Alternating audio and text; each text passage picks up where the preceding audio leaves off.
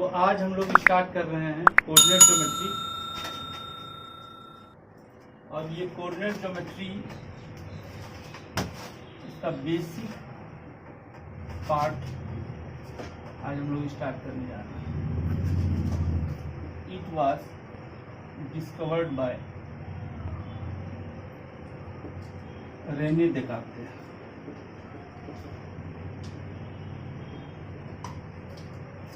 इसमें पहला बात जो हम लोग पढ़ेंगे, position of a point with respect to straight line. अब ये क्या होता है position of a point with respect to straight line? कोई भी पॉइंट को इसमें ई एक्स वाई के फॉर्म में दिखाते हैं। ये ओरिजिन है, पी से एक परपेंडिकुलर यहाँ डाल दिए और ये पॉइंट हो गया ए।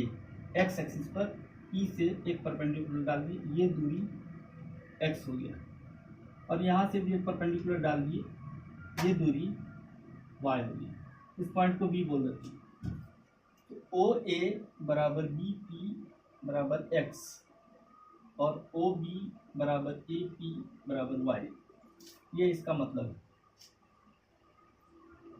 और इसको हम लोग बोलते हैं कार्टेशियन रिप्रेजेंटेशन।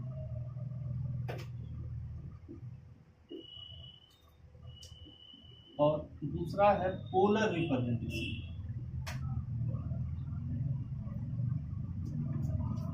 इसमें किसी भी पॉइंट को आर थीटा के रूप में हम लोग दिखाते हैं। जिसमें ये एक पॉइंट पी है,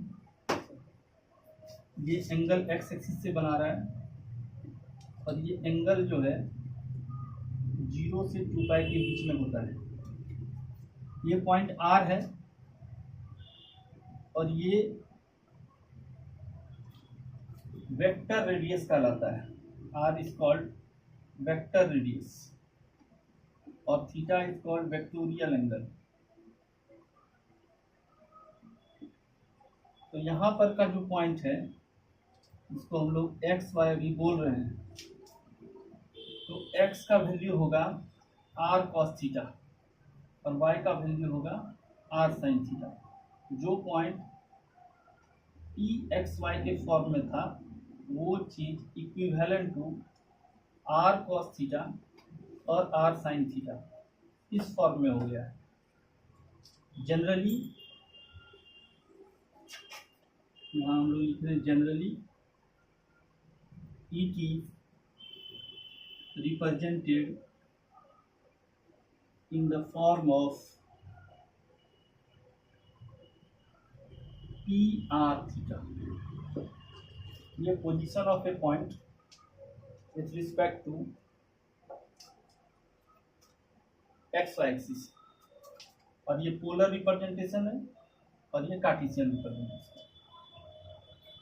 अब आगे इसमें हम लोग पढ़ें।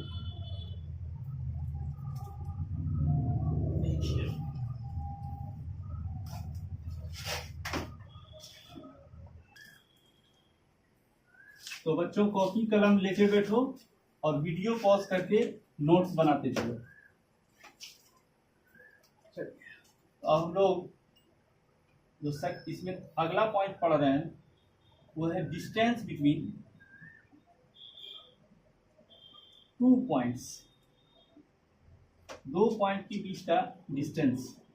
अब देखिए यहाँ एक पॉइंट है ए x1y1 और एक पॉइंट है बी x2y2 और इसके बीच का डिस्टेंस निकालना है। तो जो पॉइंट है यहाँ से परपेंडिकुलर डालें और ये पॉइंट हो गया m।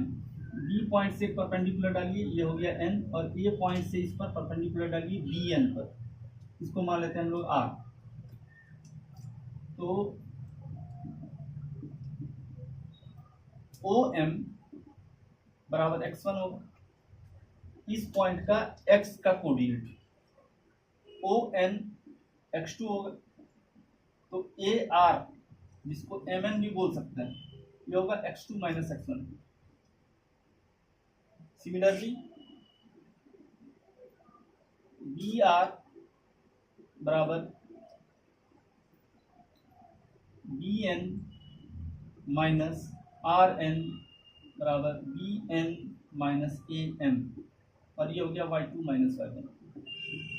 तो हम लोगों के पास अगर देखा जाए तो इस ट्रायंगल ए आर और बी में यहाँ से यहाँ का डिस्टेंस मालूम है, और वो है x2 माइनस x1, और ये डिस्टेंस y2 माइनस y1।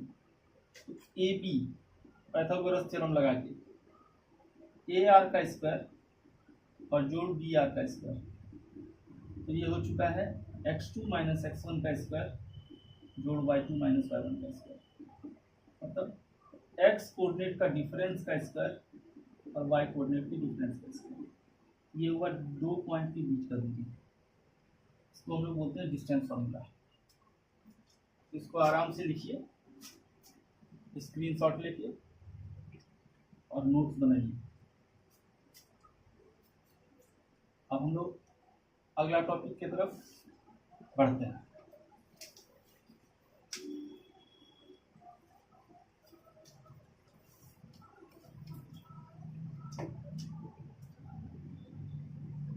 अब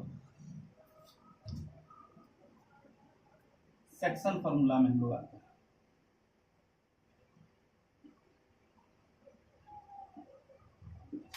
इसमें भी दो पार्ट होता है, इंटरनल डिवीजन और एक्सटर्नल डिवीजन।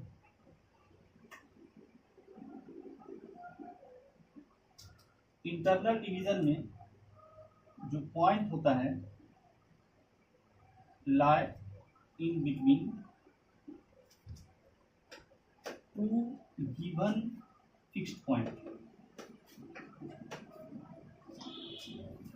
और यहाँ पर जो पॉइंट होता है lie outside the given fixed points. यहाँ अगर हम लोग देखें ए बी दो गिवन पॉइंट है, x1 y1 उसका कोऑर्डिनेट और x2 y2 उसका कोऑर्डिनेट है, और एक पॉइंट है P जो इसको m/n में डिवाइड कर रहा है, m/n में। तो x का कोऑर्डिनेट लिखने के लिए हम लोग क्रिस क्रॉस मेथड का यूज करते हैं। ये वाला इधर के कोऑर्डिनेट से गुना होगा और ये वाला इधर के कोऑर्डिनेट से गुना होगा। x का मान mx2 plus nx1 by m plus n हो, और y का मान my2 plus ny1 by m plus n हो।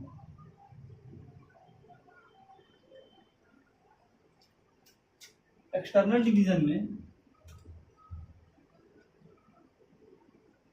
ये पॉइंट जो डिवाइड कर रहा है इसको वो बाहर रहता है गिवन फिक्स्ड पॉइंट से,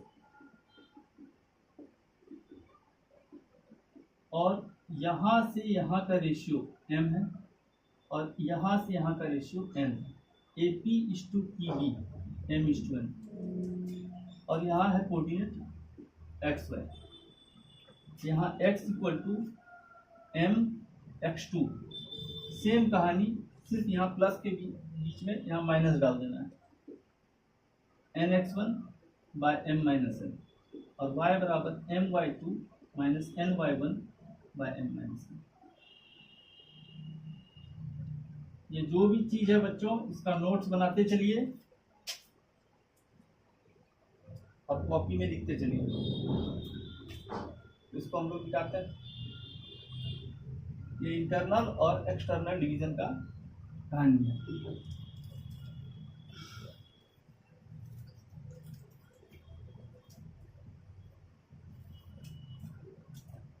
अब हम लोग इसमें आगे पढ़ें area of triangle.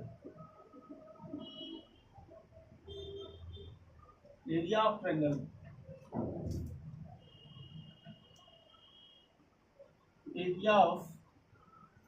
ABC whose coordinates are A x1 y1, B x2 y2, C x3 y3, इसको बनाने का सबसे बढ़िया मेथड है स्टेयर मेथड। अब हम लोग देखते हैं इसमें क्या कीजिए, एक ट्रायंगल बनाइए और इसका कोऑर्डिनेट लिखिए ax1y1 bx2y2 और cx3y3।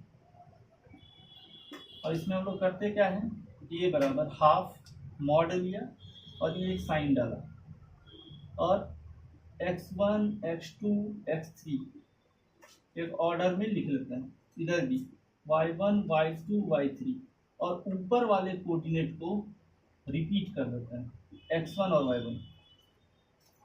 अब पेयर बनाना है, हाफ मॉड डाले और यहाँ लिखे x1 y2 x2 y3 x3 y1 minus, अब इधर से ताकि पेयर कंप्लीट हो जाए, x1 y3 x3 y2 x2 y1।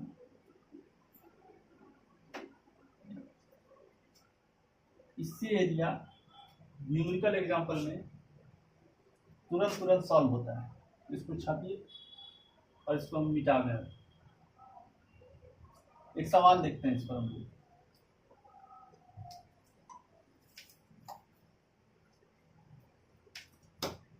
मान लीजिए कोई ट्रायंगल है और इसका एरिया 1 1 2 3 4 5 और इसका वर्टिसेस दिया हुआ है। तो एरिया कैसे निकालेंगे, हाफ मॉड डालें, एक्स का कोऑर्डिनेट पहला वाला, दूसरा वाला और तीसरा वाला, फिर वाई का कोऑर्डिनेट पहला वाला, दूसरा वाला, तीसरा वाला और ऊपर का कोऑर्डिनेट 1 1 रिपीट कर दिए। अब हाफ, अब इसको इससे गुना करेंगे, 3 2 5 10 4 3 10 4 माइनस, अब इधर से 5 12 2 5 12 2 हो गया 1/2 17 minus 19 equal to 1/2 mod of 19 minus 17 minus 2 बराबर 2/2 स्क्वायर यूनिट बराबर 1 स्क्वायर यूनिट। तो इसका एरिया हुआ 1 स्क्वायर यूनिट। अगला हम लोग देखते हैं topic,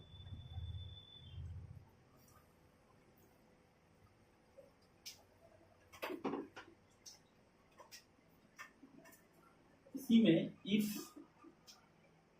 area of triangle equal to 0 then this implies points A B C are collinear। Collinear का मतलब होता है सारा पॉइंट एक ही स्ट्रेट लाइन पर होना। अब सारा पॉइंट अगर एक ही स्ट्रेट लाइन पर है तो उससे ट्रायंगल फॉर्म होगा नहीं। तो अगर एरिया ऑफ ट्रायंगल 0 हो गया है तो तीनों पॉइंट्स कोलिनियर होगा। ओके, important points,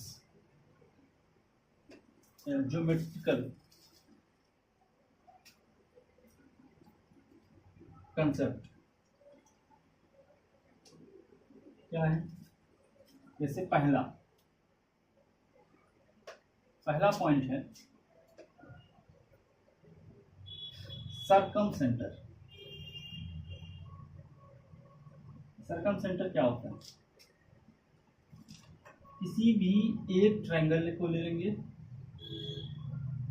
और इस ट्रायंगल के परपेंडिकुलर बाइसेक्टर का जहां पर इंटरसेक्शन होगा, हर साइड के परपेंडिकुलर बाइसेक्टर का जहां इंटरसेक्शन होगा उसी को हम लोग बोलते हैं circum centre.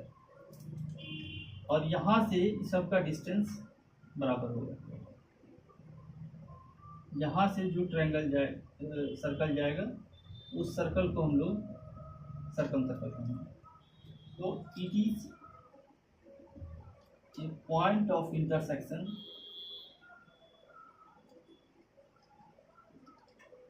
Of perpendicular bisector of sides of triangle. और इस केस में ओ ए, ओ बी और ओ सी बराबर होगा। तो इसको आप नोट करिए और ऊपर हम लिखते हैं अगला पॉइंट। दूसरा पॉइंट है सेंटर ऑफ ग्रेविटी और centroid.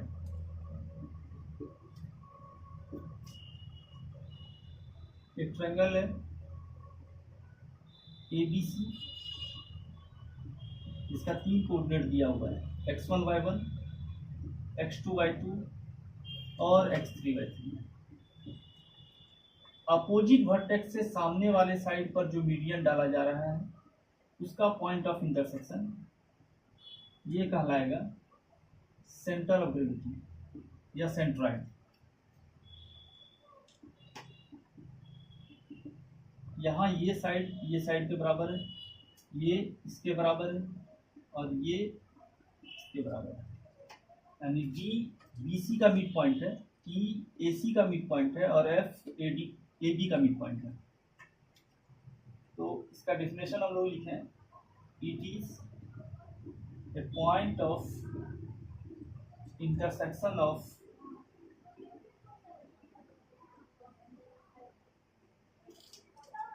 medians drawn from opposite vertex।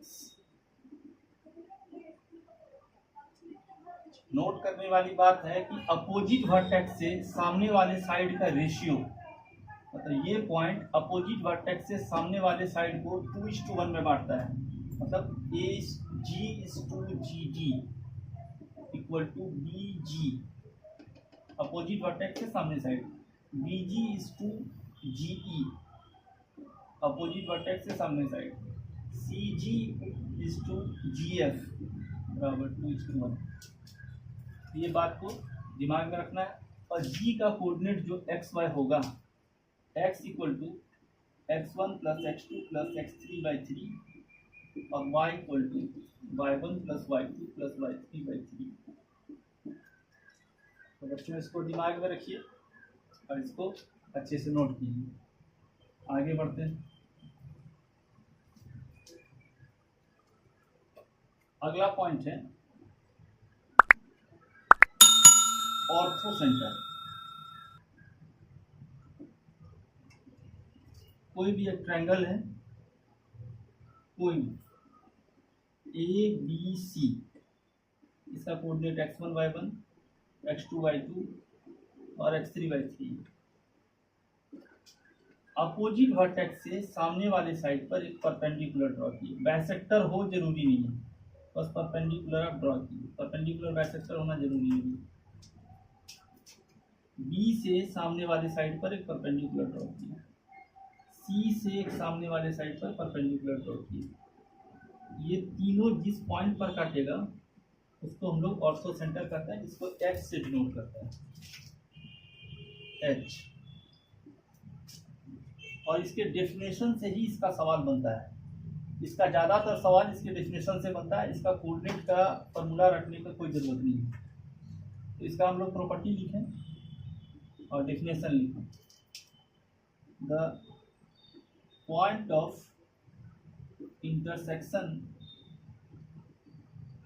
of perpendiculars drawn from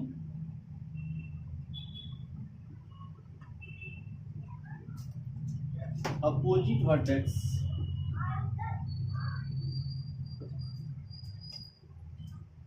of triangle is called orthocenter। और इसको हम लोग H से डिनोट करते हैं, मतलब AD परपेंडिकुलर टू BC। और ये भी बोल सकते हैं कि AH परपेंडिकुलर टू BC, ऐसा भी बोल सकते हैं। और इस केस में M of AD M of BC -1। यहाँ M स्लोप है, वो हम लोग देखेंगे भी एम ऑफ बी ई, इसी तरह बी ई जो है परपेंडिकुलर टू ए सी होगा। और हम लोग ऊपर लिखते हैं, थोड़ा इसको आप लोग नोट कीजिए।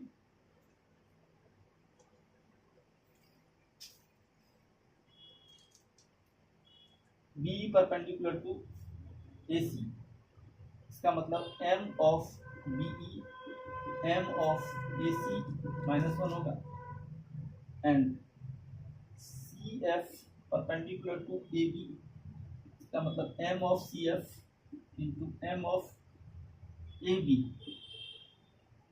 -1 होगा। और इसी डेफिनेशन से हम लोग ऑर्थो सेंटर का सवाल सॉल्व कर लेते हैं।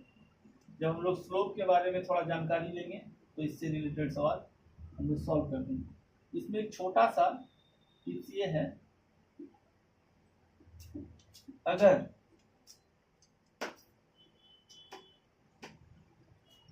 कोई ट्रायंगल राइट एंगल बन रहा है, कोई भी ट्रायंगल अगर राइट एंगल बन रहा है किसी पॉइंट पर, तो वो पॉइंट ही ऑर्थो सेंटर हो जाता है। अगर कोई ट्रायंगल राइट एंगल बन रहा है तो जिस पॉइंट पर राइट एंगल बनता है वो पॉइंट ही ऑर्थो सेंटर कहलाता है। जनरली ये ओरिजिन होता है, लेकिन अगर किसी पॉइंट पर राइट एंगल हो रहा है तो वो पॉइंट ही ऑर्थो सेंटर कहा जाता है। ओके, तो इसको नोट कीजिए और अगला पॉइंट देखते हैं।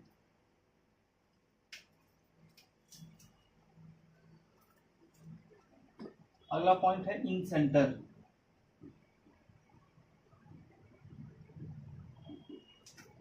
कोई भी ट्रायंगल लिए और उस ट्रायंगल का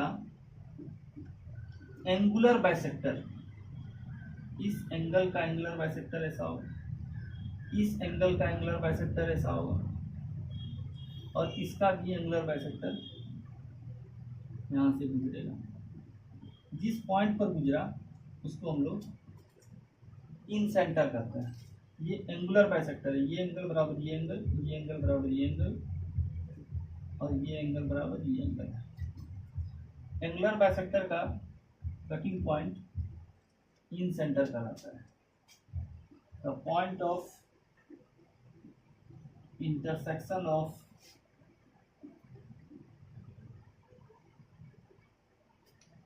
एंगुलर बाइसेक्टर्स। अब यहां से अगर देखें तो ये साइड स्मॉल ए कहलाएगा, इसका कोऑर्डिनेट x1 y1 है। ए के ये जो कैपिटल ए है ये वर्टेक्स को डिनोट करता है, और ये स्मॉल ए इसके सामने वाले साइड का लेंथ डिनोट करता है। इसी तरह ये बी है तो ये स्मॉल बी, ये सी है तो ये स्मॉल सी। बी का कोऑर्डिनेट x2 y2 और सी का कोऑर्डिनेट x3 y3 है। यहाँ का कोऑर्डिनेट एक्स वाई जो निकालना है, x बराबर ax1 bx2 cx3 by a plus b plus c, और y का coordinate ay1 plus by2 plus cy3 by a plus b plus c। ये इन सेंटर का डायरेक्ट कोऑर्डिनेट है और इसको रख लेना चाहिए, इससे डायरेक्ट ही सवाल होता है। इसको आप लोग नोट कीजिए, और तो इसको आप लोग नोट कीजिए और अगला टॉपिक हम लोग देखते हैं। अब अगला पॉइंट हम लोग पढ़ते हैं एक्स सेंटर।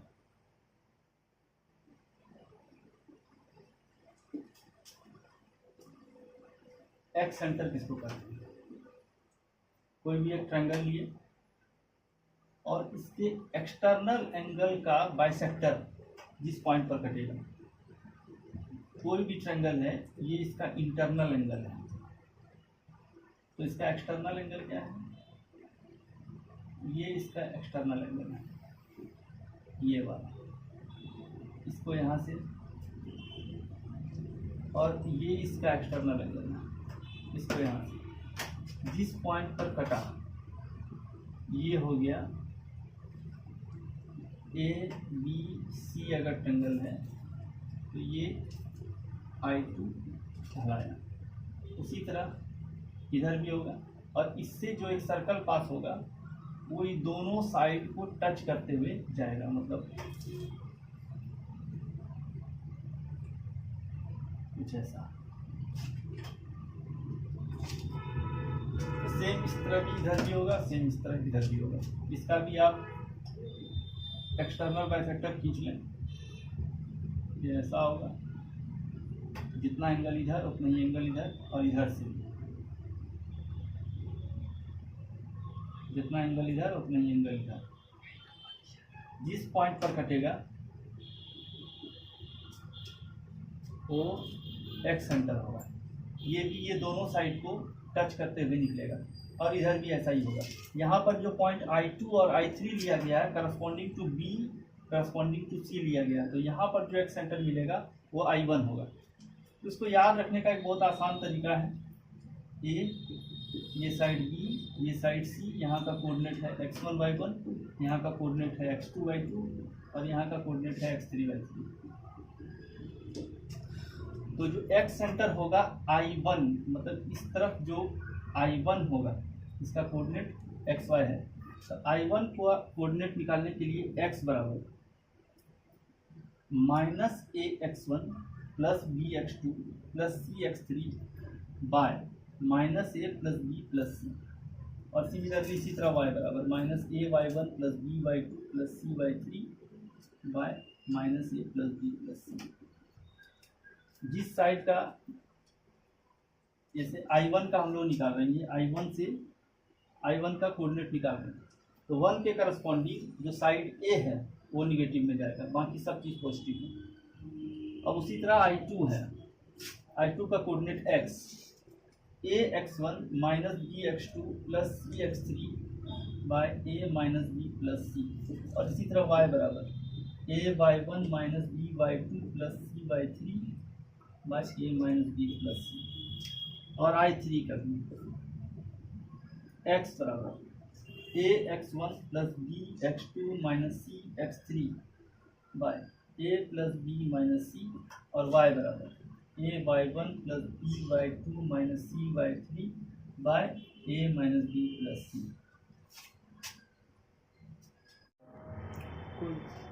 तो बच्चों इसको नोट कीजिए, और हम लोग अगला पॉइंट की तरफ बढ़ते हैं, इरेज करते हैं।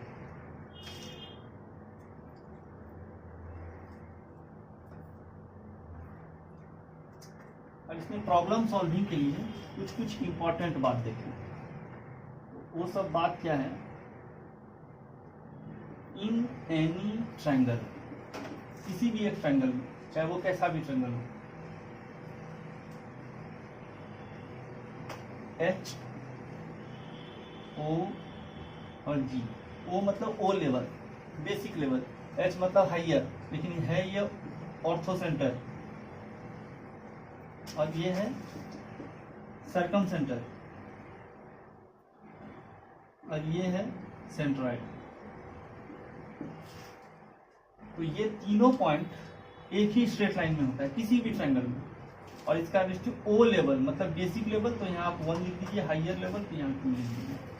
ये G, H और O को 2:1 में बांटता है किसी भी ट्रायंगल में, ठीक है। Ortho centre, centroid, circum centre, centroid, ortho centre और सर्कम सेंटर को 2:1 में बांटता है। ये किसी भी ट्रायंगल के लिए सत्य है। अगला पॉइंट देखिए, in an equilateral triangle HGOI, orthocentre, centroid, circumcentre, incentre, all are coincident. एक ही पॉइंट होता है, सारा पॉइंट एक ही पॉइंट। अगर कोई ट्रायंगल इक्विलैटरल है ABC, यही पॉइंट H है, G है, O है, I है, सारा पॉइंट यही है। और इस केस में हम लोग अप्लाई करेंगे फॉर्मूला ऑफ सेंट्रॉइड। सेंट्रॉइड का फॉर्मूला मालूम कर लेंगे, उससे जो पॉइंट आएगा एक्स वाई का, वही सबका भी कोऑर्डिनेट होगा। मतलब x बराबर सिग्मा x/3 और y बराबर sigma y1 by 3, x1 plus x2 plus x3 by 3 और y1 plus y2 plus y3 by 3। ये x1 y1 x2 y2 और x3 y3 इसका कोऑर्डिनेट है। तो इक्विलैटरल ट्रायंगल में ये सारा पॉइंट कोइंसिडेंट होता है और किसी भी ट्रायंगल में ये सत्य होता है। इस पर बेस्ड सवाल हमेशा आता है, तो आप लोग इसको नोट कीजिए। अगला पॉइंट की तरफ हम लोग बढ़ते हैं।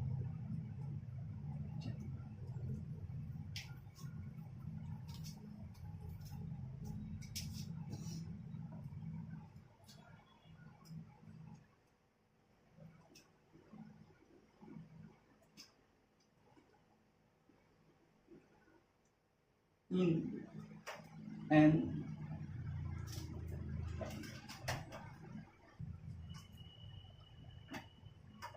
तो अगला पॉइंट इसमें हम लोग देखते हैं, इन ए आइसोसेलेस ट्रायंगल, किसी भी आइसोसेलेस ट्रायंगल में ये सारा पॉइंट कोलिनियर होता है। HGOIR कोलिनियर मतलब ये सारा एक ही लाइन पर रहता है, यानी सबका स्लोप। ठीक है बच्चों, तो इसको नोट कीजिए और अगला पॉइंट हम लोग देखते हैं।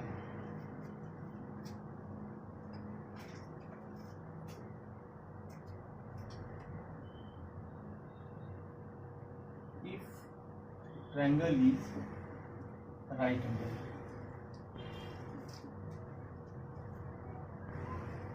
और इस राइट एंगल ट्रायंगल में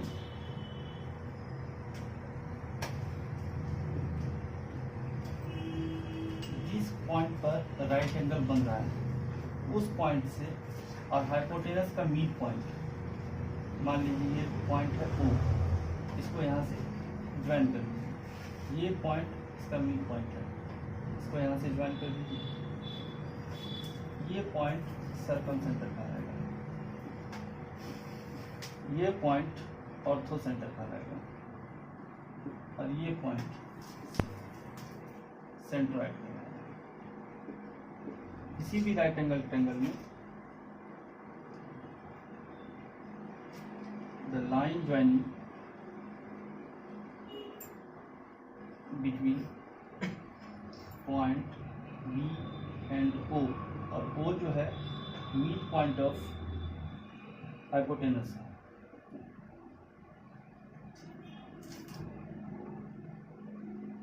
contain ortho center, centroid and circumcenter। और इस तरफ 1 होगा और इस तरफ 2 होगा। G ऑर्थो सेंटर और सर्कमसेंटर को 2:1 के रेशियो में बांटे। ठीक है बच्चों, तो इसको आप छापिए।